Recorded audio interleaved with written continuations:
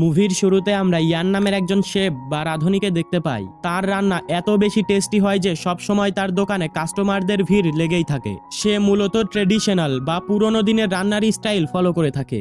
এই ধরনের রেস্টুরেন্টকে hotpot restaurant বলা হয়, যেখানে টেবিলের মাঝখানে থাকে চুলা বা স্টোভ, যেখানে রাঁধুনির রান্না করা স্পেশাল ঝোলের পাত্রটা রাখা হয় ওই চুলার ওপরে, আর কাস্টমাররা নুডলস, মাশরুম কিংবা অন্যান্য খাবার নিজেরাই তৈরি করে নেয়। সব মিলিয়ে খুব ভালোই কাটে ইয়ানের দিনকাল। তার একমাত্র মেয়ে ফে জব করে রেডিও স্টেশনে, এবং ফের হাজবেন্ড রুই হচ্ছে একজন মুভি পরিচালক। তার পরিচালিত প্রত্যেকটা মুভি হয়েছে ফ্লপ, তাই কোনো প্রডিউসার তার মুভিতে ইনভেস্ট করতে চায় না। তবে অনেক কষ্টে একজন ইনভেস্টর ম্যানেজ করে সে একটা নতুন মুভির কাজ শুরু করেছে। দেখা যায় শুটিং স্পটের দুজন কর্মচারী রুইয়ের পরিচালনা নিয়ে হাসাহাসি করছে। তারা বলে এমন বাজে ডিরেক্টর আগে কখনোই দেখিনি, যার প্রত্যেকটা মুভি হয়েছে সুপার ফ্লপ। তাদের এসব কথাবার্তা শুনতে পায় টিমের সবাই। এই শুনে রুই প্রচন্ড রেগে তাদেরকে তাড়া করে। এরপর সে পরবর্তী সিন শুট করবে একটা হটপট রেস্টুরেন্টে। তবে প্রোডাকশন ম্যানেজার বলে প্রডিউসার জানিয়েছে বাজেট কম থাকায় রেস্টুরেন্ট ভাড়া নেওয়া সম্ভব নয়, তাই এই বিল্ডিংটাকে রেস্টুরেন্ট হিসেবে ব্যবহার করা যাবে। আর এইটা হচ্ছে প্রোডাকশন হাউসের স্টোর রুম। তার আগে এটা ছিল একটা হটপট রেস্টুরেন্ট। ভেতরে রেস্টুরেন্টের চেয়ার টেবিল সহ বিভিন্ন জিনিস রয়েছে। এই শুনে রুই রাজি হয় এখানে শুট করতে। বাড়ি ফিরলে দেখা যায় রুই থাকতো তার শ্বশুর বাড়িতে এবং ভুলবশত তার শ্বশুরকে ভাই বলে ডেকে ফেলতো। যাই হোক বন্ধুরা, এই কথাটা শোনার পর আমি হেসে ফেলছি, তোমরা কিছু মনে করো না, পরবর্তী সিন এনজয় করো। এই বিষয়টা একদম শেষে ক্লিয়ার হয়ে যাবে। রুই এর পরের দিন অফিসে আসলে জানতে পারে প্রডিউসারের কোম্পানি আর্থিকভাবে অসচ্ছল হয়ে পড়েছে, তাই আপাতত ইনভেস্ট করতে পারবে না। মুভির বাকি অংশ কমপ্লিট করতে এখনো 1 মিলিয়ন ইয়ান প্রয়োজন। এই শুনে রুই প্রডিউসারকে ভয়েস মেসেজ পাঠিয়ে বলে আমি কিছু টাকা ম্যানেজ করে শুটিং শুরু করতে চাই। তখন সে দেখতে পায় তার কর্মচারীরা সেই ওয়্যার হাউসের জিনিসপত্র বের করছে।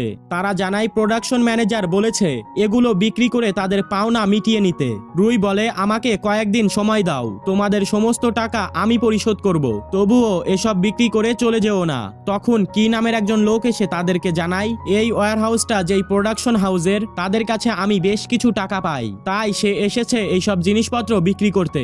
এই শুনে রুই তাদেরকে বলে আপনারা ভুল তথ্য পেয়েছেন, এটা হলো একটা হটপট রেস্টুরেন্ট। বিগত কয়েক বছর মিলে আমি এবং আমার সহকারীরা মিলে এই রেস্টুরেন্টটা চালিয়ে আসছি। এই শুনে রুয়ের কর্মচারী মাউ বলে আমি হচ্ছি শেফ। মেকআপ আর্টিস্ট রিন বলে আমি হচ্ছি ওয়েটার। আর ইয়ং নিজেকে রেস্টুরেন্টের কি পরিচয় দিবে সে বুঝে উঠতে পারছিল না। তখন কি বলে আমাদের ক্ষুধা লেগেছে, তোমাদের রেস্টুরেন্টে আমরা লাঞ্চ করব। এই শুনে রুই চিন্তায় পড়ে যায় যে এখন কি করবে, তাই একটু সাইডে এসে একটা আইডিয়া বের করে। সেই আইডিয়া অনুযায়ী ইয়ং যায় অর্ডার নিতে, আর রুই মাউকে পাঠায় অন্য একটা রেস্টুরেন্টে। এইভাবে তিনজন ওয়াকিটকিতে কানেক্টেড থেকে অন্য এক রেস্টুরেন্টের খাবার অর্ডার করে। মাউ দৌড়ে দৌড়ে সেই খাবার নিয়ে আসে, কিন্তু সে যখন মাত্রই ফিরে আসে তখন তারা আরো কিছু অর্ডার করে, তাই সে আবারও দৌড়ে যায় খাবার কিনে আনতে। এদিকে কি আরো কয়েকজন গেস্ট নিয়ে আসে। এই দেখে মাউ মাথা ঠান্ডা করার জন্য পানি ঢালে, তারপর আবারও দৌড় লাগায় খাবার আনতে। সেই খাবার সুন্দরভাবে সার্ভ করে কাস্টমারদের মাঝে। এরপর রেন হিসাব করে দেখে আজকে তাদের ভালোই প্রফিট হয়েছে। এই দেখে ইং জানিয়ে দেয় তাদের উচিত মুভির কাজ বন্ধ রেখে এই রেস্টুরেন্টটা ভালোভাবে চালু করা। মাও জানাই দৌড়ে দৌড়ে তার প্রেশার লো হয়ে গেছে, তবে প্রফিটের কথা চিন্তা করলে এই কাজটা তার ভালোই লাগছে। সব শুনে রুই বলে তোমরা এভাবেই রেস্টুরেন্টটা চালিয়ে যাও, অন্যদিকে আমি চেষ্টা করছি কিছু টাকা ম্যানেজ করার, যাতে আবারও শুটিং শুরু করতে পারি। সে টাকা ম্যানেজ করতে প্রথমেই যায় তার কাজিনের কাছে। সে জানায় তার কাছে অল্প কিছু টাকা আছে, তাই রুইয়ের উচিত তার অন্য কাজিনের কাছে যাওয়া। যদি তারা মানা করে দেয় তাহলে সে একটা কিছু ব্যবস্থা করবে। তার কথা অনুযায়ী রুই চলে আসে তার অন্য একজন কাজিনের বাড়িতে। লোকটা এতটাই বেশি কিপটে ছিল যে রুইকে দেখে প্যারালাইজড হওয়ার অভিনয় করে, যে নিজের খাবারটাও ঠিকভাবে খেতে পারে না। জানায় স্টক হওয়ার পর কোম্পানিটা দেখাশোনা করতে না পারায় সে বিশাল লসের মুখে পড়েছে, এমনকি তার কেয়ারটেকারও তাকে ছেড়ে চলে যাচ্ছে। শেষমেশ রুই বাড়িতে আসে তার শ্বশুরের কাছে টাকা চাওয়ার জন্য। শুনতে পায় তার শ্বশুর মিস্টার ইয়ান বলছে রুইয়ের কুকিং স্কিল ভালো, তার উচিত মুভির ভূত মাথা থেকে নামিয়ে নতুন একটা রেস্টুরেন্ট খোলা। টাকা লাগলে আমি দেব, তবে মুভির জন্য কোনো টাকা দিতে পারবো না। তার থেকে আমার কর্মচারী টিয়াং এর ডিরেক্টর স্কিল ভালো, সে দেখে টিয়ান পরিচালকের মতন অভিনয় করে কর্মচারীদের কাজ বুঝিয়ে দিচ্ছে। এরপর সে হতাশ হয়ে আবারও ওয়্যার হাউসে ফিরে আসে। স্টাফরা বলে এই কয়েকদিনে তারা খুব ভালো টাকা ইনকাম করেছে। এভাবে কয়েক বছর চললে তারা মুভির সম্পূর্ণ খরচ এই রেস্টুরেন্ট থেকেই উঠাতে পারবে। আর যদি তারা নিজেরাই রান্না শুরু করে তাহলে হটপট রেস্টুরেন্ট কম্পিটিশনে অংশগ্রহণ করতে পারবে, যার উইনিং প্রাইজ হচ্ছে 1 মিলিয়ন ইয়ান। বছর শেষে যেই রেস্টুরেন্টের খাবারের টেস্ট এবং পপুলারিটি হবে সব থেকে বেশি, তারাই এই কম্পিটিশনটা জিতবে। আর জিততে হলে সেরা দুটো রেস্টুরেন্টকে হারাতে হবে, যারা প্রত্যেকবার প্রথম এবং দ্বিতীয় স্থানে থাকে। সেকেন্ড পজিশনে থাকে মিস্টার লিউয়ের রেস্টুরেন্ট। কেউ যদি তার ওপরে উঠতে চায় তাহলে সে তার ক্ষতি করে। আর প্রতিবার প্রথম হয় মিস্টার ইয়ানের রেস্টুরেন্ট, অর্থাৎ রুইয়ের শ্বশুর প্রত্যেকবার ফার্স্ট হয় আর পুরস্কার হিসেবে 1 মিলিয়ন ইয়ান জিতে। এই শুনে তার মাথা ঘুরে যায়, কারণ সে জানতো না তার শ্বশুর এত টাকার মালিক। যেহেতু 1 মিলিয়ন ইয়ান হলে মুভির শুটিং শুরু করতে পারবে, তাই রুই সিদ্ধান্ত নেয় আগামী 1 বছর নিজের কুকিং স্কিল এবং বিজনেস ম্যানেজমেন্টের কৌশল দেখিয়ে তারা প্রথম স্থান অর্জন করবে। তার এই সিদ্ধান্তে সবাই একমত হয় আর সে রেডি হয়ে যায় শেফের পোশাক পরে। তার রান্নার স্টাইল এবং মশলা ঢালার কৌশল দেখে তার সমস্ত স্টাফরা তাকিয়ে থাকে। তারা জানতোই না রুই এত ভালো মানের একজন শেফ। আর তার রান্না করা সেই স্পেশাল ঝোল টেস্ট করে কাস্টমাররা একেবারে অবাক হয়ে যায়। টেস্ট এতটাই ভালো ছিল যে দাঁড়িয়ে হাততালি দিয়ে তাদেরকে ধন্যবাদ জানায়। ধীরে ধীরে তাদের কাস্টমার বাড়তে থাকে আর কম্পিটিশনের র্যাঙ্কিং এ তাদের রেস্টুরেন্ট উপরে উঠতে থাকে। খুবই অল্প সময়ের মধ্যে তারা চতুর্থ স্থানে চলে আসে। এদিকে তৃতীয় রেস্টুরেন্টটা অবৈধ জায়গায় নির্মাণ করায় সরকার সেটা ভেঙে ফেলে, ফলে রুইদের রেস্টুরেন্ট অটোমেটিক থার্ড প্লেসে চলে এসেছে। এরপর দেখানো হয় লিউ নামের এই লোকটাকে, যে তৃতীয় নাম্বার স্থানে থাকা রেস্টুরেন্টের মালিক। তার ম্যানেজার তাকে বলে, আপনি সেকেন্ড প্লেস নিয়ে এতটা হ্যাপি কেন? আমাদের উচিত ফার্স্ট প্লেস হওয়ার জন্য চেষ্টা করা। তখন লিউ জানায়, মিস্টার ইয়ং এর মতো একজন অভিজ্ঞ রাঁধুনিকে পেছনে ফেলা অসম্ভব, তাই আমি দ্বিতীয় স্থান নিয়ে খুশি আছি। এদিকে রুইরা পরিকল্পনা করছিল কিভাবে দ্বিতীয় স্থানে থাকা রেস্টুরেন্টকে পেছনে ফেলে তারা দ্বিতীয় স্থান অর্জন করবে। মিটিং শেষ হতে না হতেই লিউ সেখানে হাজির হয়, বলে আমার থেকে কেউ দ্বিতীয় স্থান কেড়ে নিতে পারবে না, দ্বিতীয় স্থানটা শুধুই আমার।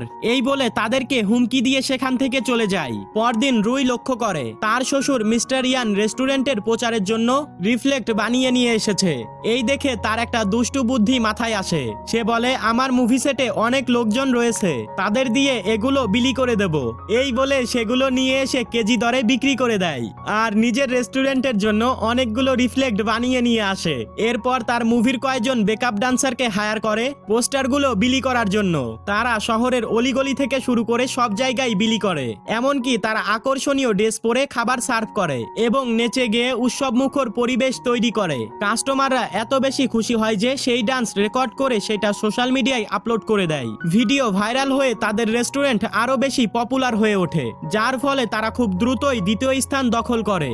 আর এই খবর শুনে লিউ রেগে গিয়ে তার অ্যাসিস্ট্যান্টকে বলে, লোকজন রেডি করো এবং পরিচয় গোপন রেখে রুয়ের রেস্টুরেন্টে টেবিল বুকিং করো। তবে সেই ফোন কল পেয়ে রিন বুঝতে পারে লিউ লোকজন নিয়ে রাত 9টায় আসবে তাদের উপরে আক্রমণ করতে। তখন রুই বলে, আমাদেরকে উল্টো প্ল্যান করতে হবে। সেই প্ল্যান অনুযায়ী রাত 9টার আগেই তারা সমস্ত কাস্টমার বিদায় করে দেয়।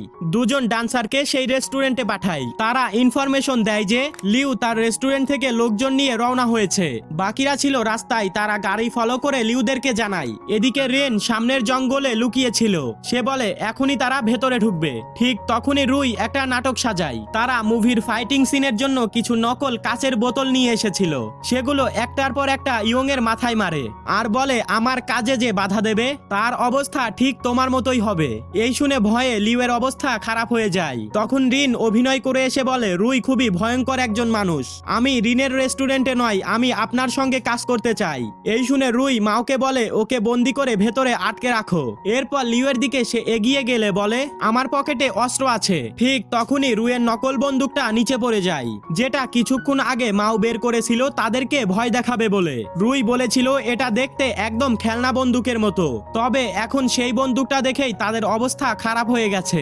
লিউ অস্ত্র বের করার বদলে লাভ সাইন দেখিয়ে রুইকে বলে, তুমি অনেক ভালো একজন মানুষ, আমরা তাহলে যাই। তবে রুই তাদেরকে আরো ভয় দেখানোর জন্য নকল বোতলগুলো নিজের মাথায় ভাঙতে থাকে।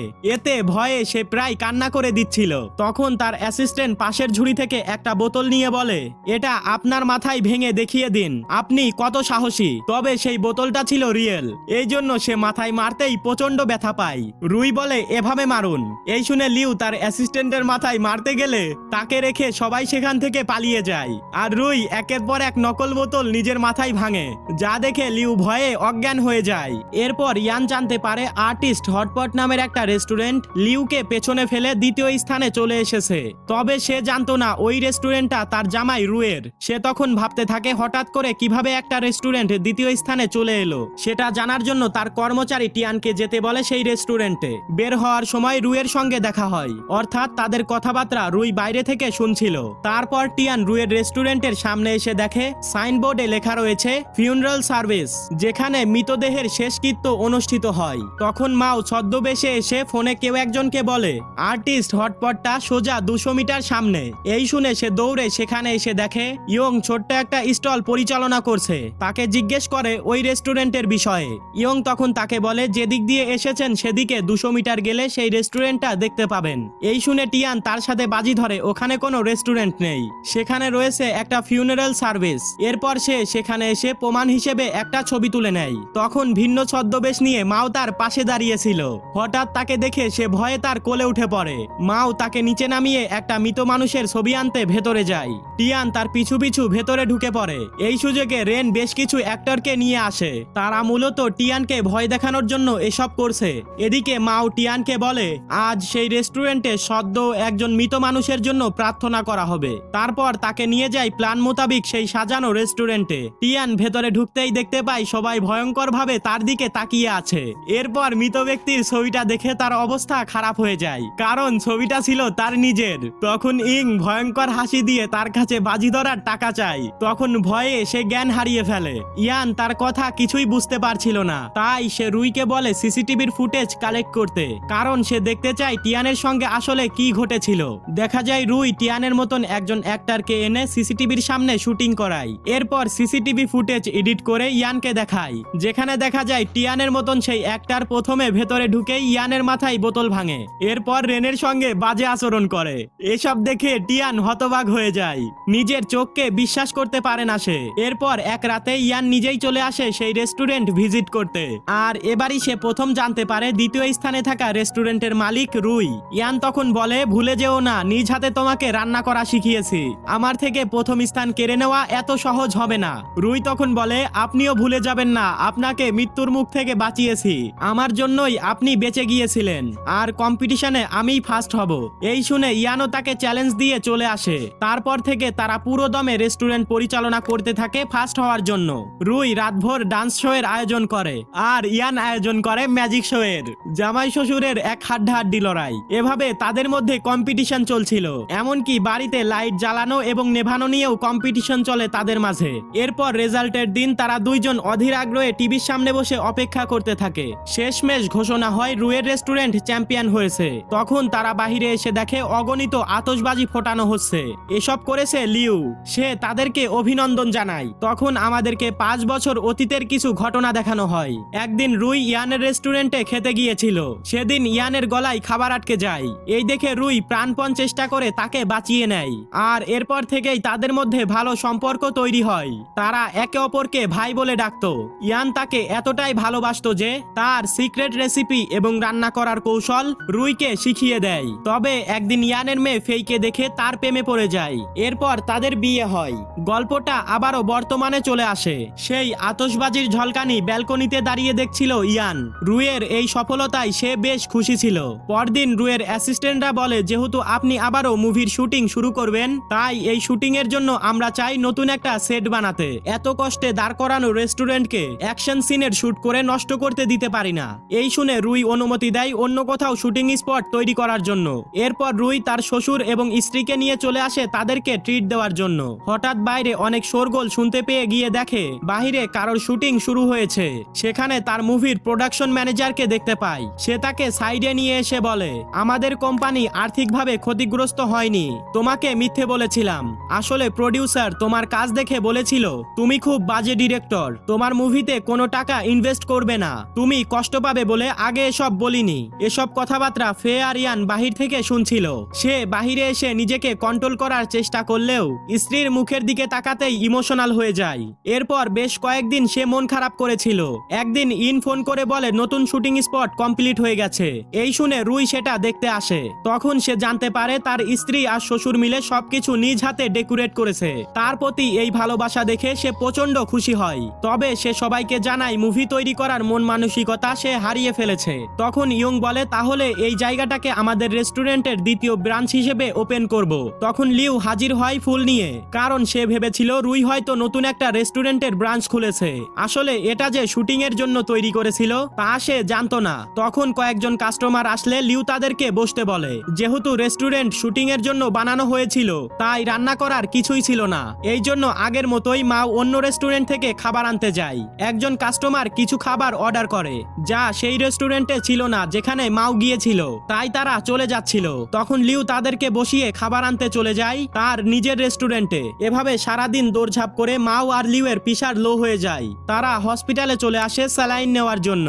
এরপর ইং তাকে জিজ্ঞেস করে শুটিং কবে থেকে শুরু হবে। সে কিছু উত্তর না দিয়ে বাড়ির দিকে চলে যায়। নিজের প্রতি বিশ্বাস হারিয়ে ফেলেছে সে। তখন সে লক্ষ্য করে তার স্ত্রী সে তার পাশে পাশে হাঁটছে। সে জিজ্ঞেস করে তুমি এখানে কি করছো।